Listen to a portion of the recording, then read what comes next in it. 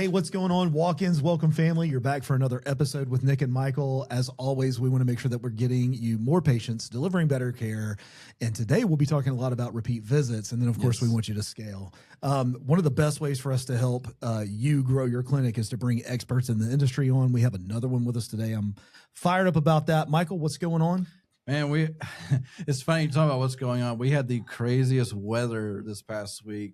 We're here in Birmingham, Alabama, and this past weekend we got sunburned on Saturday, tornadoes Sunday night, and a blizzard Monday morning. And I wish I was making that up, but it actually happened.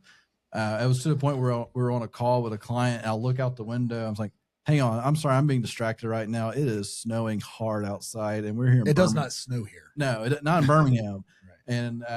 And so it's one of those things like, what in the world's going on? We're like, oh wait, it's March in Alabama. Yeah, of March course we're going to have crazy weather. And then it was like 25 degrees. And then today it's going to be 80 degrees. And it's only been 3 days since the snow. It's just a whole lot. Anyway, that's what's been happening in the weather world. But no, so we have a great guest on today. This is actually really fun to me because he is part of Experity. And Experity is a big, big player in the urgent care space. So we're super honored to have him on. But Jonathan Moss, he is the EVP and GM of patient engagement at Experity. He's been there for about 2 years now. He says that the people are close to him calling J Moss. We've been saying J Moss. That's his rapper name. We'll call it his rapper name, his DJ name. But John DJ Moss. DJ Moss. We've already established. But Jonathan Moss is probably how you know him. If we start saying J Moss, that's why. But Jonathan, thanks for having you on today. Man, Jonathan, welcome to the podcast. We're fired up to have you. Say hello to the walk-ins, welcome audience, and tell us one thing about you that nobody else knows. What's up, walk-ins? Welcome. Thanks for having me, by the way. And I feel you because I'm just up the road in Nashville from Birmingham, obviously. Right. So, that weather feels like it could be in a movie or something. So it's been crazy. And actually, funny enough, you teed me up. So I was trying to think about what I was going to say, and I was trying to go a little chill on the, what someone wouldn't know about me. But actually, I was a DJ. In college, and that's how I got my beer money, as I say. But I met my wife that way. So my wife and I met as I was DJing in college. So yeah, so there you go. Something that most people don't know about me. So what was your DJ name? DJ Moss? So maybe we should DJ. Okay, it's funny. All right, I'm gonna tell y'all just because I like you all. Just because usually my wife gives me a bunch of crap about this, but my DJ name was DJ Boss Moss. So DJ Boss Moss. All right, Boss Moss. Yeah. We're gonna have some conversation. I feel like there's some sarcastic, playful banter that goes on in the house with J Moss. Yes. Oh man, that's why I'm always hesitant because every time I say it, she gives me a bunch of she just goes on and on. So anyway, Boss Moss. Yeah, we'll never live up to our own expectation in our spouse's eyes. I already know. You are no longer Jonathan or J Moss. You are Boss Moss. But I have to ask, since you have the background in being a DJ, your thoughts on Shaq being a DJ? Go. Oh man, he actually, I'm surprised how good he is. I mean, that's what we've heard. I know. I wouldn't put him up there with the top echelon or anything, but like just a guy who comes on and how tall he is. Imagine, I mean, trying to do the turntables with your length, and I mean, but he's really good. So kudos for him to doing something he enjoys late in life. I love it. Well, let's take a hard right turn off of this cliff straight into Experity. No. So we all came back from the Experity conference a few weeks ago, and one of the things that Experity has launched and is constantly what we call launch, iterate, and improve is this new CareAgent. And I could talk about CareAgent, but I've got you here, so let's talk CareAgent. What is it? How do people use it? And what are you most excited about CareAgent right now? Yeah, so CareAgent is kind of how we're reimagining patient engagement. So today, if you think about it, software is really built in kind of this linear way. Like you find care, you're able to book care, and then you kind of go through this linear path.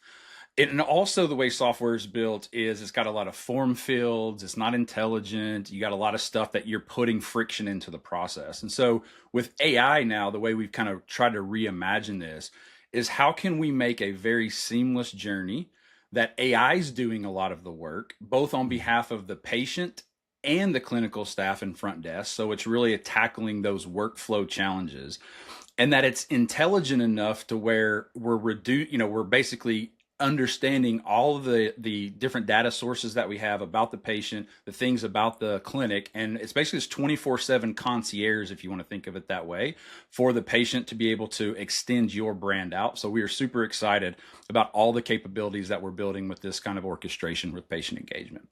The way you activate is we can just activate it for you, and we can activate CareAgent. It turns on. One of our biggest uses of it today is discharge documents in labs. And so if you think about that, there's a ton of value both for the patient and for the clinical staff on saving time, saving workflow, saving manual effort, and then just really getting your brand front and center. So again, super excited about this. We have a lot of ambition and a lot of things that we're building around this all this year. It feels like in the past, leading up to this moment, urgent care has just been a service with very little capability to build as a brand. There's a couple that have done it. The AFCs out there have done a good job of it. The fast paces have done a good job of it. And there's a select few that have built on brand rather than it just being urgent care. But it feels like CareAgent is giving you that layer of branding. And what I'm not talking about your logo. I'm not talking about even your brand voice. I'm talking about, for the first time, a real legit opportunity to follow up with your patient. Absolutely.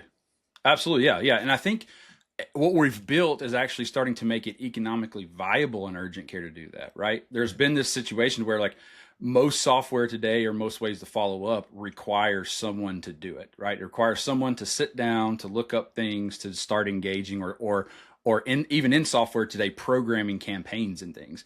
And so we're trying to flip that to where we can help you nurture, an ongoing relationship, because look, at the end of the day, you spent all this money to acquire this customer, right? This patient that comes in. You've done everything training wise, incentive wise, care wise to give them a great experience. You let them out the door, and then you just hope, and hope's not a strategy, that they come back the next time that they need to see you. They go to Google or wherever, and you're hoping that they come back. But instead, you have this ability to have your brand front and center. Like you said, even though the product's called CareAgent, it actually is white labeled to your brand. So to your point, your brand is front and center, right, even though it's powered by us. And I think that's important because when you see patients, they trust their local healthcare brands more than they do anything else. And so having your brand front and center, it also keeps you top of mind. So, I mean, you think about the time between urgent care visits, it's not like I'm coming right back. Sometimes they do, but sometimes it's not until the next episodic event or something, right? And you want your brand to be front and center. So the more that you can nudge them and be there to provide support, to provide ongoing communication is super critical. And I'll give you one more thing about this too. If you look at the statistics right now, the majority of conversations and bookings that happen, for urgent care actually happen outside of the clinical hours.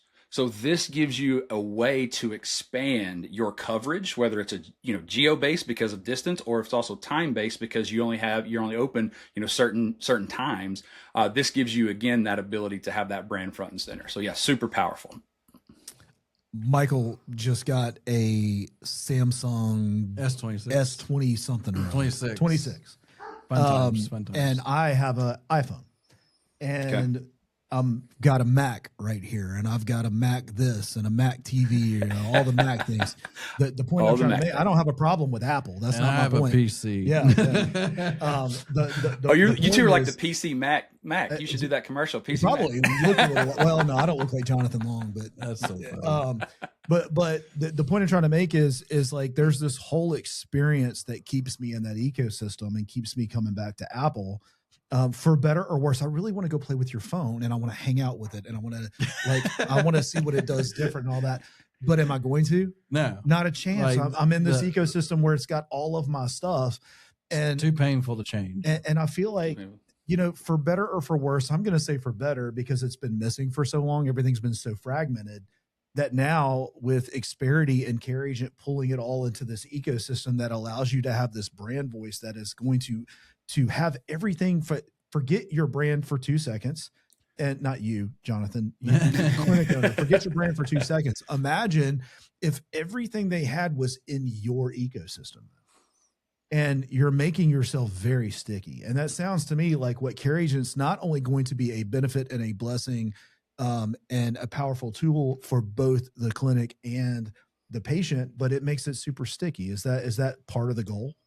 Absolutely. And if you look at some of the stats, right, is like 80% of patients leave because they had some sort of poor navigation experience, whether that's the digital tools that you have, the administrative that you're putting burden on them, or other reasons. And I think, what we're trying to do, to the exact point you just made, is we're trying to solve that with, we look at it as we want every patient interaction in the same channel. Now, what do I mean by that?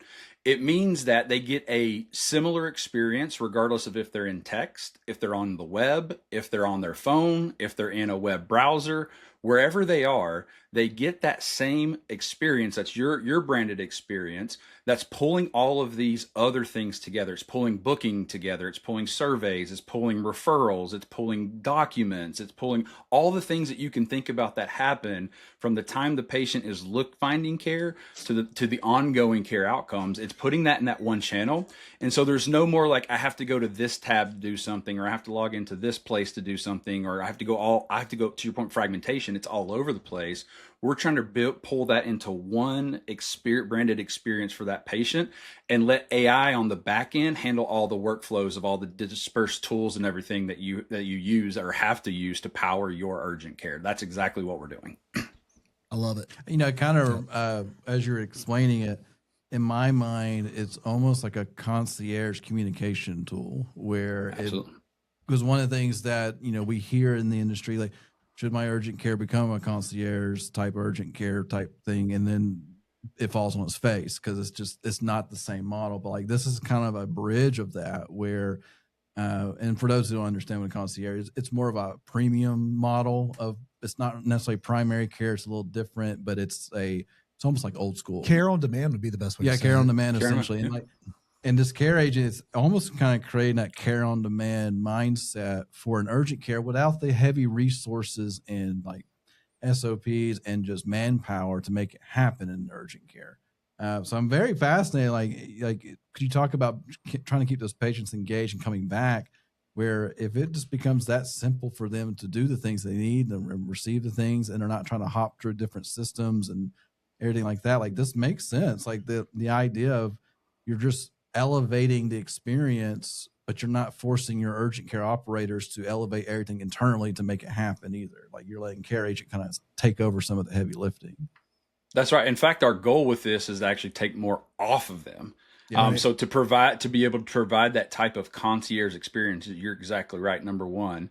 Number two is that because this is heavily embedded in workflows, we're trying to take things off. So for example, I'll give you, some stats around those two use cases I shared previously, since I shared them already. So like, for example, discharge. So typically a discharge, if you think about it, you have a patient that sits in a room for probably 5 to 7 minutes on average is what we see. Someone then has to go print the discharge paperwork. Then they have to go get the discharge paperwork, and then they have to then go hand the paperwork, and then the patient leaves and probably throws it away or never looks at it. Right? There's so much waste in that process, from administrative time, patient time, and then you are opening that availability and capacity up 5 to 7 minutes sooner to rooms. So if you've got wait times, or if someone's online, one of the biggest drivers to visit is availability. So the more availability that you can have, this helps you open the door. Let's think about labs for a second. So today, someone sits down whenever they get a chance. They pull it up. They have to call someone. How many times do you answer the phone? Like, you're working, you're busy, whatever. I don't get you. I get your voicemail. Hey, call me back when you get a second. Okay, great. They call you back. Guess what? You're seeing a patient. So now you're in this phone tag back and forth for days to try to just get this communication. And so we're seeing that time saving reduction for being able to deliver it. Now, so you're getting that workflow savings now, or time savings. Now what happens on the patient side? Well, I get my access to my information quickly. It's always available to me. So let's say I do want to go see it, or I do want to look at it, or I do want to ask questions. It's right there for me, and I can ask questions about it. I can get the information that I need right to my phone, whether it's your iPhone or your S26 on your Samsung, whatever phone that you have, you get it directly given to you. So it's just that ongoing experience. And I'll say one more thing about this, because what we've talked about so far is really what I would consider somewhat more clinical driven or reactive. What AI can also do is be a little bit more proactive. And that's some capabilities that we are in the midst of building right now. What do I mean by that? Ultimately, let's say that you want to follow up in 2 days post visit. All you got to AI will do that for you, and it can answer any questions, right? It can, and then it can help them book if they're not feeling well. Let's say it's flu season and you want to message them. Let's say that it's sports physical time, or let's say it's, you're offering a new service, whether it's, again, health and wellness or telehealth or whatever it may be. You can then just have AI start having conversations with your patients proactively to let them know, to get them back in, et cetera. So you've got this kind of what we call patient-driven interactions. You have clinical driven interactions, and then you have these proactive nudges, as we're calling them, to kind of nurture and keep your brand top of mind and really, care about the patient and build these relationships. So I think in those three lenses, AI can help you with all that. And you don't have to go hire a staff to do this. You can do it with what you have today because it helps you, it's able to do all these things for you. So as to help me visualize this, talking about the proactive side, I know you said some of it's in development right now, but are you saying like the AI agent will understand the patient and say, oh, there's some triggers in here that will trigger me to reach out for certain things? Maybe it's a follow-up, maybe it's a sports physical, maybe it's just a seasonal item. So it's like proactive campaigns basically in our eyes. How is it directly communicating with the patient? Is it to start that new, like if I haven't been to that clinic in 2 months, how am I getting that initial conversation from CareAgent again? Yep. So typically what we're doing is we're sending you a text message, letting you know that there's something new and exciting, or something that's about your care, or something that, about the clinic visit that you had. And the reason that we decided to go text message first to be, the interaction point, is what you see, especially today, is that there's about a 97 to 99% engagement rate and response rate in text messages versus, a small single digits for email and only like 20 or 30% for call. And so you initiate it from there. But at the same time, that's your proactive. You can also get to CareAgent on somebody's website. So if they were searching for you, whether it's Google or on your brand, you can actually initiate CareAgent there too. So there's multiple ways. We call it omni-channel. So for those that are in retail, and we're in retail, it's an omni-channel type approach. But to engage them, we send them a text message to engage them, with something exciting, something new, something that's critical, whatever it may be, to get their attention, to be able to open up CareAgent and start communicating and having a chat with it. All right, so let me chime in, because but this is something we push our clients to do themselves. Right. Please reach out. But quick story time into a question though. There is a lady named Latoya, who about once a month I get a automated voice message asking for her. If this is not Latoya so and so, please hang up now.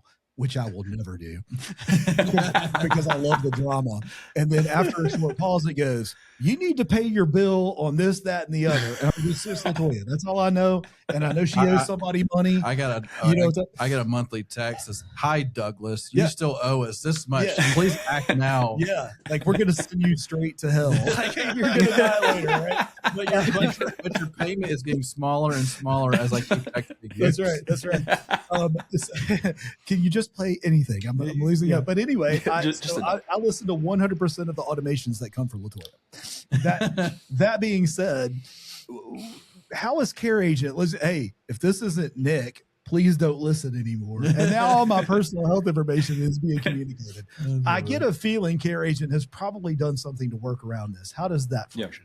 Yeah. So the way that we look at it is anything that's HIPAA compliant or anything that needs to verify, right, is done through an authentication process. So let's start with the first thing. So the first thing is I have your phone number because I text you, right? So that's authentication point number one. Now, if I can have a conversation with you in text, if it's about maybe booking an appointment or something like that. But let's say I want to go to your health information like discharge or labs. Once you open up that secure tokenized link in the text message, it asks you to authenticate with two other pieces of information, your last name and your date of birth. So now I have those three pieces of your information, and I can tell you that there is like a 0.000000001% chance that someone in the US has your same phone number, your last name, and your birth date. That's not you. Right. And what that also does is, as I was talking about earlier with all these different logins, you don't have to remember a username and password. I mean, think of how many times that you forget a username and password and that stuff. You'll never forget your last name and date of birth. Well, at least hopefully you don't. And so you should always be able to easily log in. At that point, you're looking for a neurosurgeon or something like that. Exactly. Well, that reminds me, like moving to my new phone was a pain. Even I was going from Android to Android. It does not just copy over all your passwords. No. So I'm just sitting there like logging That'd be too in. easy. Like, I haven't logged into this without my thumb in 2 years. I don't know what the password is. I was gonna say I use thumbprints or Face ID or all that to not have to remember those kinds of things. All right, so we tend to think now. I am knee deep, waist deep, head underwater, digging into AI and what's happening and all the things that are going in there. Couple of things. One is there's just a lot of noise around AI, but also like a little bit of fatigue. And here we are on episode whatever this is, like 220. with conversation whatever this is about how AI is stepping into a clinic. So I got to ask, like, where do you think urgent care operators are overestimating or underestimating the impact of AI, even at the level CareAgent is using it? Yeah. So I think I'll start with the underestimated, just because it'll give me a second to think about overestimating. So okay, sounds good. Total open book. So underestimating, I think, is how much of the workflow, number one, it can handle for you. And setting up kind of these human in the loop type approaches if you need it. And so I think that, it can take on so much for you. And that's why we built CareAgent, was really tackle some of the most complex workflows that no one has tackled so far, as well as enhancing the experience. So I think that's number one. Number two is what we call intelligence and context. Because AI has an infinite knowledge when it's connected to the right data and the right context. Because I know who you are, right? I can start I map your relationships. So if I'm a dad, I have 2 kids. So if I'm doing appointments for my son or my daughter, it will know me and it will know who my son and my daughter are. It'll know their birthdays, it'll know their information. I can pull, it'll be able to pull in all of their medical history and things like that, because we're terrible historians of our own medical history, right? I mean, I can't tell you much about anything. Right. And so I think when I was helping my grandmother out years ago, and my cousin was with me, she is like, she's like, here's her bag of prescriptions. Here's a list of this. I'm like, how do you keep up with that? You're exactly right. And so once AI knows that, it can just keep that in its memory about you and always show, hey, you were on these medications this year. Here's what this looks like. And then if you have a question, well, I have this yellow pill and this blue pill. Which one or what? Okay, great. Just ask and it'll tell you which one's what of the medications that you're on. And so I think we're completely underestimating how much of the waste and friction that it can remove. And that also causes downstream impacts like billing and all those things. So I really think that's the biggest thing. I think overestimating could potentially be what I hear a little bit is more so on the clinical judgment side of things. And I think it's going to continue to get better and better. There are already like medically trained LLMs that you can use and things like that. And obviously, for those that keep up, you see AlphaFold from like Google. They can do protein folding. They're doing all kinds of things with cancer and everything else. But I think that it is very important to, and this is kind of where we've stayed away from so far, is clinical judgment, because I think it's just too soon. It's too immature. And that's when you start bringing that into the fold and just relying on AI. So as you know, we've got a kind of what we're calling our touchless EMR. It's AI Scribe product. It's not there to give you clinical judgment. It's there to help you, number one, get all the information and get it in a structured format so nothing's missed. And number two, help map relationships between what the patient told you, what you know, but then also other things that you may not had time to understand about the patient's history. And so it's there to provide you an accelerant and give you more information, but it's not there to make the decision for you. And so I think making sure that we keep that out of it right now is to me is where potentially people could be overestimated this soon in the cycle. For sure. Well, I know we went through this futuristic AI powered clinic. I'll just leave it at that. Yeah. And Michael had some ankle pain. Oh, that was That's because he took 2 bullets to the ankle, according to Scribe. that was super entertaining. He did. He doesn't even know about that. Yeah. So we did the little walkthrough tour live demo, and I was describing because can you describe what's going on so the Scribe could kick in, and I was describing like an actual problem that I have. But somehow, instead of me hurting my ankle due to 2 vertebrae bulging disc, it said had 2 gunshot wounds to the ankle. Yeah. Yeah. AI was tired that day. Obviously. Yeah, it was done. We were laughing about it, but we're also like, well, this is an extremely loud room that we're in and all the things. And I'm a low talker. Most voice things have trouble with me. So, but it was just entertaining because we're all kind of chuckling at it. But it's real. Like, that's just the nature of things. Aren't perfect, but they are, like you said, getting better and better and better. But they should always, like we say with AI, you should always verify what it's doing and not just assume it's 100% correct 100% of the time. Yeah, I mean, I've gotten myself into a mess a couple of times with AI where I'm like, okay, I know it's smart and I know it's likely smarter than me, but I'm over here going, but that don't check. That is not accurate. And I had one get into an argument with me one time, which was fun. Yeah. That was Claude, but this was the early days of Claude. Claude was like, no, you're wrong. No, it didn't even say that. It goes, I think you need to check your integrity. Yeah. Oh, it called out the integrity. No. Oh man, it was straight for the jugular. It was no joke. And I'm like, you're going to kill me in my sleep later. Thank you, please, and thank you to the AI. Well, here's what I want to do real quick. And you got 2 types of people listening in the audience right now. The ones who use Experity and the ones who don't use Experity. I mean, just about. I could narrow that down with all kinds of things, but we're going to say that. But is CareAgent only for Experity users, or is CareAgent for everybody? Let's clarify that. Okay. So, and when you say Experity, I assume you're saying EMR. specifically the EMR. Okay. Yep, So correct. so regardless of if you have Experity's EMR or do not, you can use our patient engagement solution, which CareAgent is part of that. That's correct. Thank you for clarifying that. So CareAgent is EMR agnostic. I love that. Yes, so sir. it'll integrate into the one that you're using. And then for the ones who are like, okay, can you clearly tell me what problem this is solving for me? What clear problem is this solving for a clinic?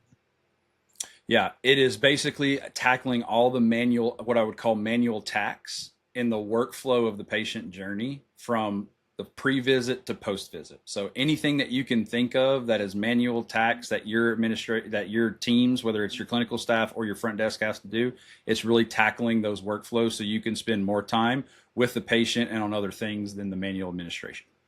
Awesome. And I know somewhere on here will be a QR code, all right, for you to scan if you're watching this. If you're watching this on YouTube, if you're listening to this we'll have a link on one of the podcast channels, we'll have a link in the show notes. But with this link, Jay Moss, tell us, what can we expect for them to engage with you or your team about CareAgent on this demo? What can they expect? Yeah. So basically what we are actually showing and what we've built is to show you how CareAgent would work from the very beginning. So when someone's trying to find care, whether it's on Google, in ChatGPT, wherever they're trying to find care on your branded website, all the way through the post-visit journey of the smart nudges we talked about, the referrals, the prescription management. So everything from soup to nuts, if you will, end to end, we will be able to show you in this demo of how CareAgent can become that one channel for every patient interaction.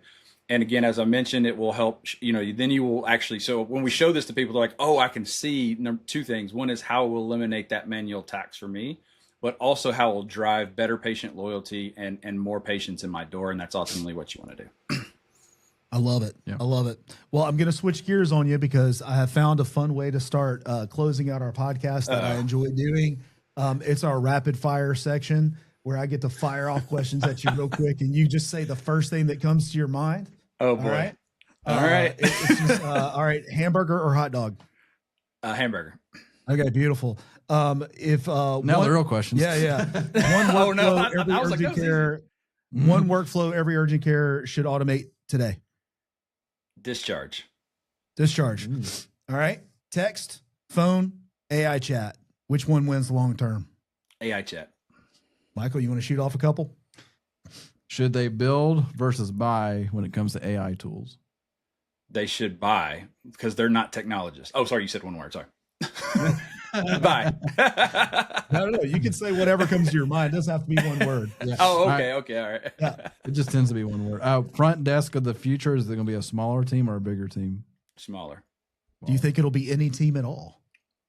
I think they won't be considered front desk. I think they'll be considered more concierge experience related, because we envision, and sorry to go along with this, but we envision to where we can get to the point that we know, again, who you are when you're coming, and it's so tied into the workflows of the clinic that when you show up, your room is ready.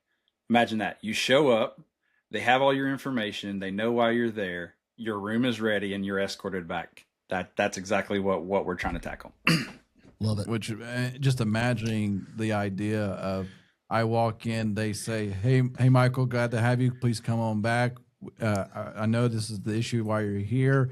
The doctor will be seeing you in just 1 minute, and then here they go, and then boom. And it would be, and honestly, like seeing your name and stuff on the screen in the medical room, like the exam room, like all of that stuff just seems so ideal, almost futuristic to me. Right. Yeah. All right. Domino's or Pizza Hut? Domino's. All right. And for good measure, Papa John's or Domino's? Domino's. Okay. Okay. My man. There I like you where you're at. All right. Typically, I lose it at Papa John's. All right. My last question, you can answer it in one sentence, and then we'll close out. What will the urgent care look like in 5 years? Ooh. So you said one sentence. All right. Urgent care is transitioning in my mind to on-demand care. And I think in the future you will see where everyone uses urgent care at whether it's digital, physical, et cetera, but it will be the care that they go to for almost everything that they need on a episodic or ongoing basis. And so I really see that as becoming, instead of, it's less urgent and more on demand. I love it. Nice. Well, we've been having a conversation with DJ Moss, Boss Moss, Jonathan Moss with Experity, and talking all about CareAgent and helping you get repeat visits. Jonathan, man, I can't thank you enough for being on the podcast today. Thanks for having me. Absolutely. Well, thank you guys for listening, and we'll catch you on the next one. All right. We'll see you.